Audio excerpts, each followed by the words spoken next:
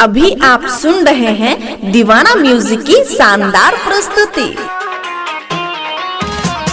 सभी देशवासियों से अनुरोध है कि 22 मार्च 2020 को अपने परिवार के साथ अपने घर के अंदर रहे, क्योंकि ऊपर से गिरने वाली दवाइयां आपके ऊपर भी गिर सकता है, इसलिए अपना हिफाजत में रहे।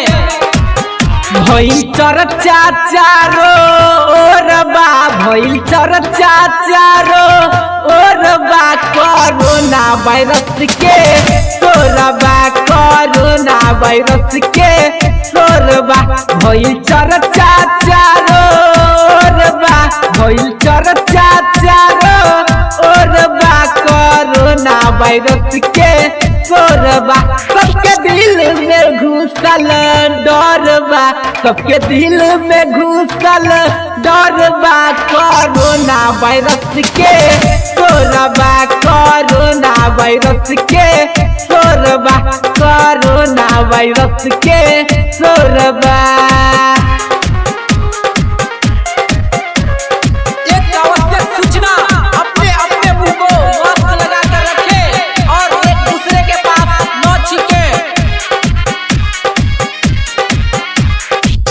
बंद भइल स्कूल कॉलेज, बंद भइल पढ़ाई हो,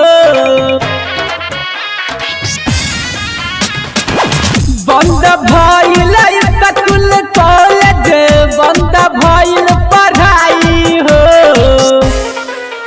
सबके अखिया से गिरत लोरबा, सबके अखिया से गिरत लोरबा कोरोना वायरस के तोरबा, कोरोना वायरस के तोरबा, कोरोना वायरस के तोरबा। कृपया ध्यान दें, वैज्ञानिकों को कहना है कि एक दूसरे से हटके रहे, क्योंकि एक से अधिक हो सकता है। कहे वैज्ञानिक सुनाए भाई, रही है सबसे हटके। हाँ, कहे वैज्ञानिक सुनाए भाई, रही है सबसे हटके। सगरो फैलल जहरबा, सगरो फैलल जहरबा कोरोना वायरस के तोरबा, कोरोना वायरस के तोरबा, कोरोना वायरस के तोरबा।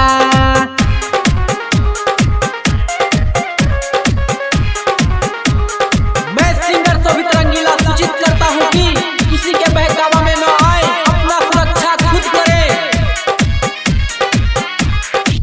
शोभित रंगीला कहेला सुनील, सुनला कान खोल के। शोभित रंगीला कहेला सुनील, सुनला कान खोल के। राहुल मदन ये करे कहरबा, अवधेश मदन ये करे कहरबा कोरोना वायरस के तोरबा, कोरोना वायरस के तोरबा, कोरोना वायरस के तोरबा।